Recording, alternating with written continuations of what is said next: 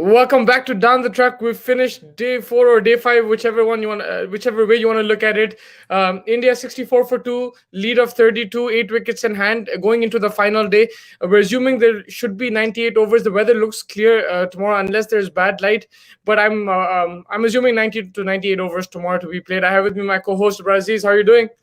I'm good, man. I'm just pondering on the fact that if only the rain had stayed away, we would have had a very, very exciting Test cricket match.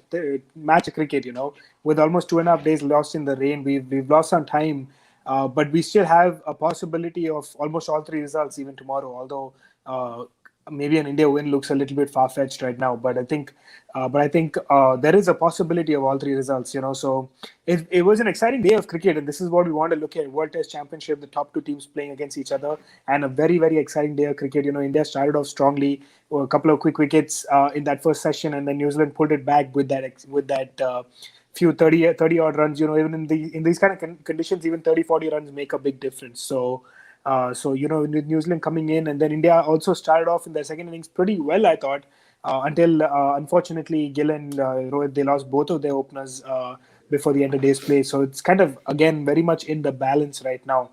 An exciting day of cricket. Looking forward to tomorrow, but I just hope that we didn't lose so much time in rain.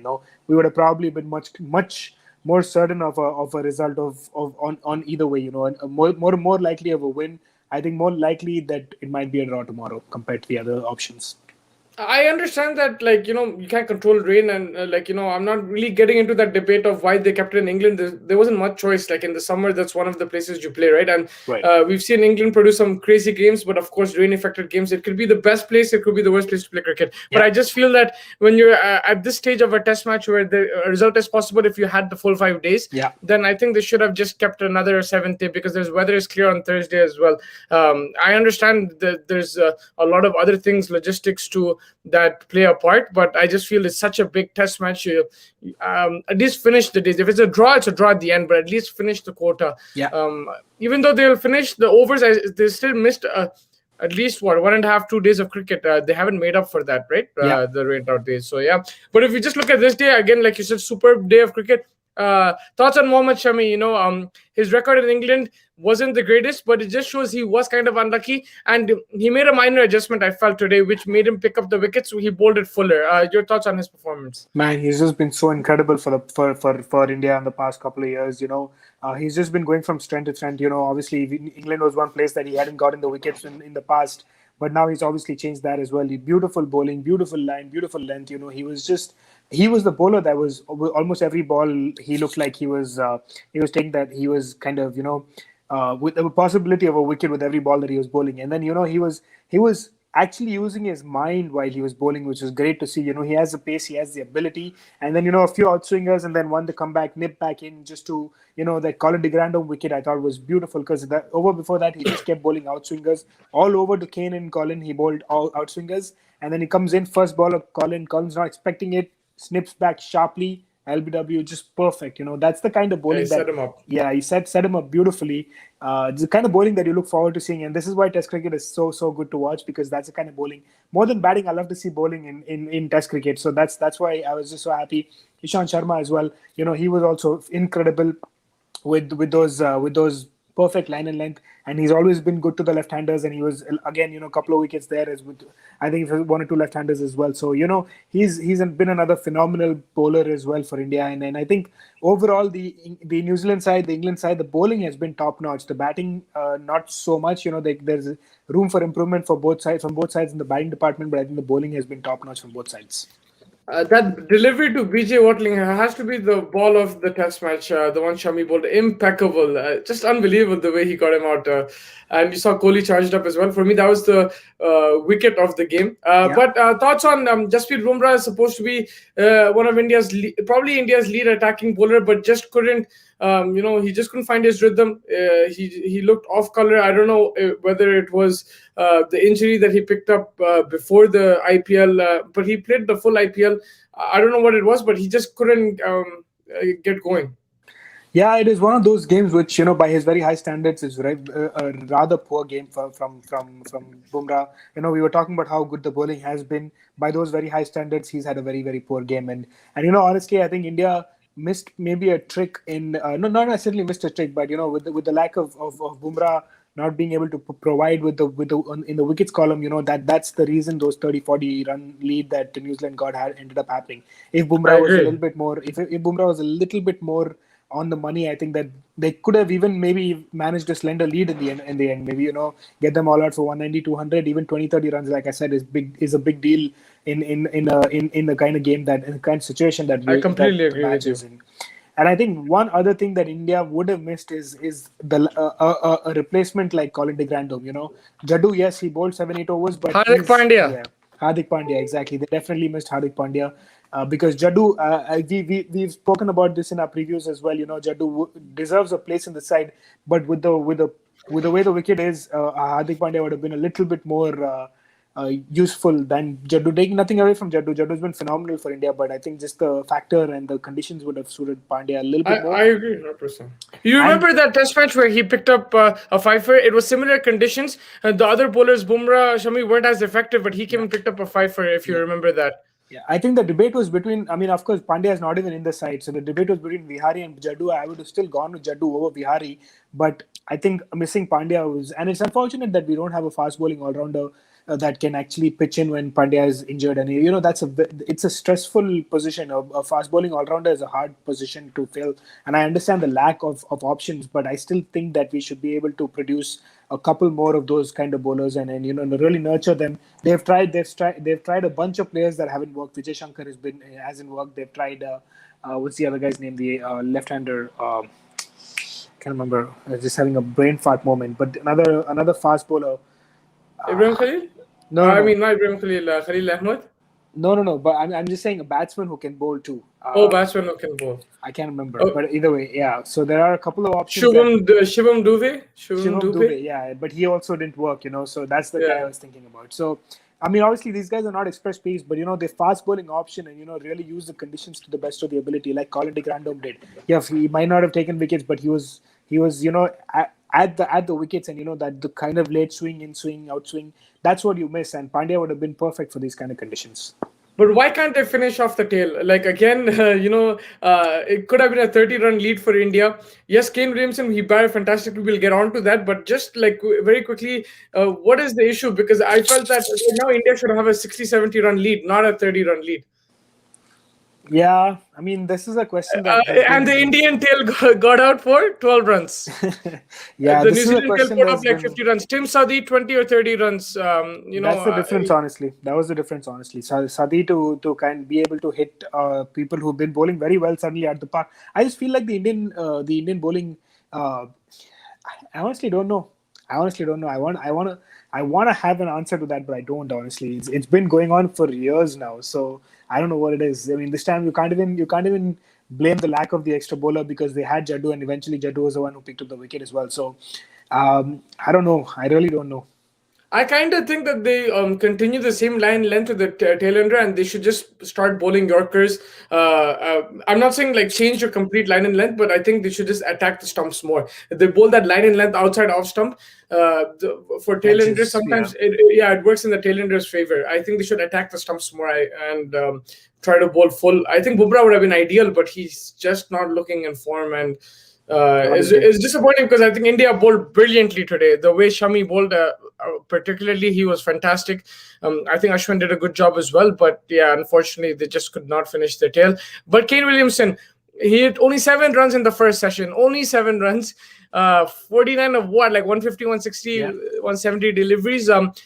Unlucky not to make a 50, but your thoughts on his performance? I mean, he played the typical Kane innings. People playing around him, everyone was scoring around him, and he was, kind of what like Pujara does for India as well. Like really just blocking one side out and having the others go at the bowling from the other end. I thought we've started to see this a little bit when the ball's kind of nipping out. When he goes fetching for it, he usually makes that error, and I think that's something that he needed to. He could have very easily left that ball, but at 49, you just want to get that single, go to 50, and calm down those couple of nerves that probably was starting to creep in.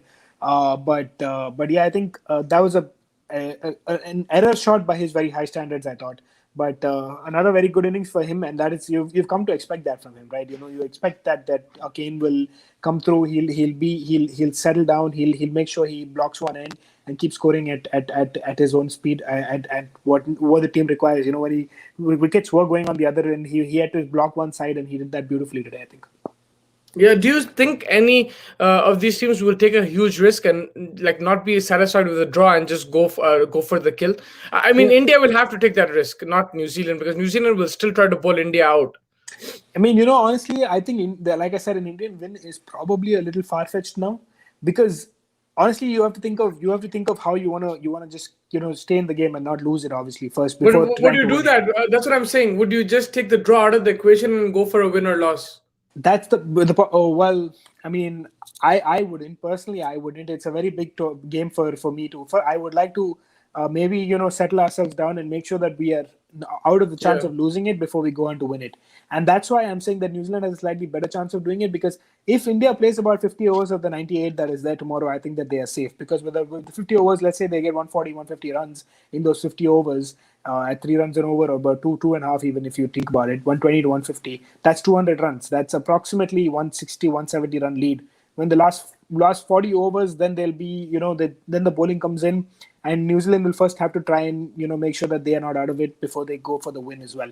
So there is still a possibility of all three wins, but I just feel like whoever plays the first 50, 60 overs better tomorrow wins. I mean, how the first let's say first session, if India loses 3-4 quick wickets in the morning session, then New Zealand has the upper hand on this game. I still think Yeah. that both sides will probably want to go for a win, I'm sure, and because both aggressive style captains, both will want to, and we've seen even New Zealand, they've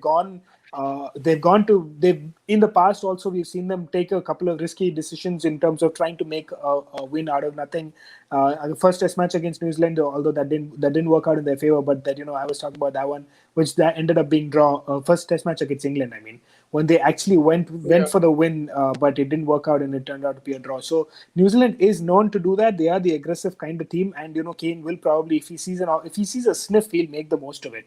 But I think both the teams will probably go in with the intention of not losing it rather than trying to win it. That would Trying to win probably it. be that would probably be the better approach. But you never know.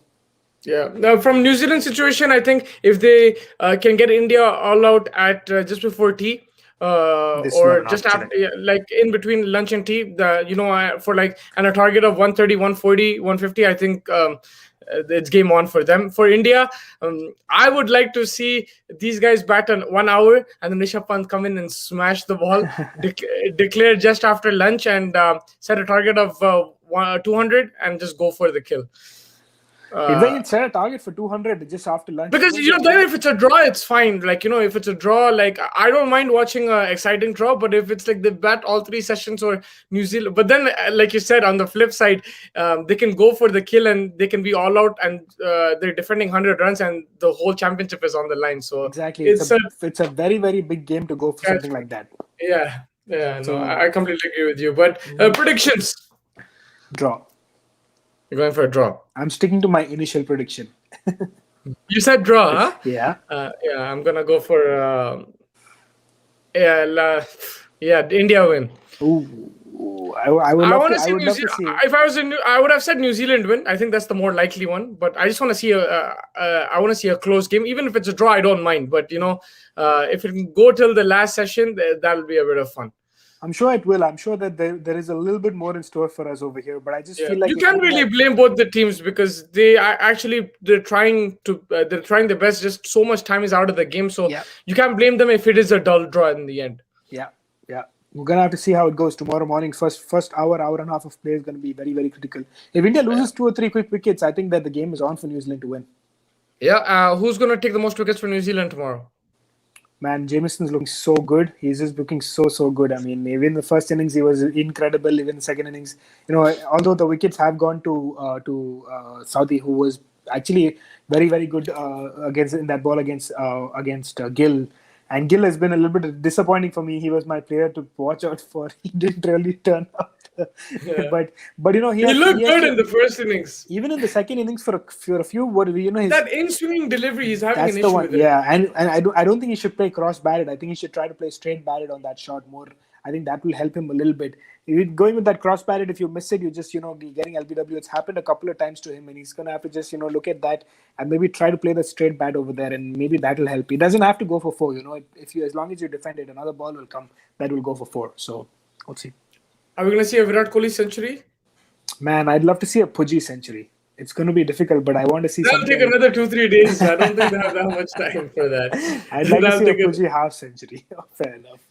Yeah, it's gonna. It'll be interesting. Most probably, what will be the situation at the end of WTC winner draw? Good vibes, winner, or good vibes? Tanmay Jain. I don't know exactly what he's trying to say, but yeah, I think if it's a draw, then both teams will be happy. And of course, you want to win, but considering the situation and I time think that both they teams. lost. Yeah, if you're that survival kind of draw, then that team who actually survived, they'll be really happy with the draw. But over here, I think both teams will be neutral with a draw. And yeah, I just feel that New Zealand would probably go more for the kill because it's a bit less risky for them to go for that. That's what I said. I think New Zealand has a still slightly upper hand. In if they can come out tomorrow. And if they do that, it opens up the game because it'll open up the gaps in the field, and that's where Virat Kohli can capitalize. Pujara can capitalize. Rishabh Pant will be very dangerous.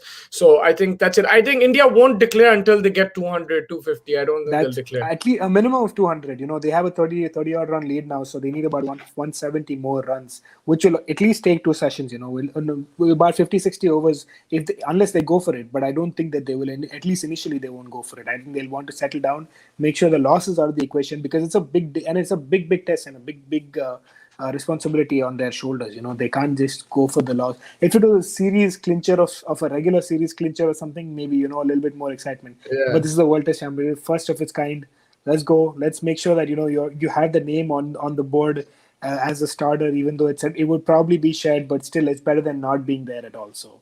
Yeah, no, 100%. And we'll discuss in more detail about the rain, about the Test Championship itself, like what changes that we want tomorrow after the game is done. Hoping for an exciting finish. It's good to get a good day, a full day of cricket. The sun was out today, and it was some good quality cricket. Hoping more for the same tomorrow. But I'll catch you then after, and we can discuss a bit in further detail, and hopefully it'll be close.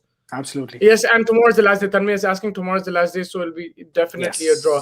Yeah, it looks like a draw is the likely thing, but let's see how it goes, Don. And thank you so much for joining me. I'll catch you tomorrow after a day's play. Looking forward to it, man. Take care.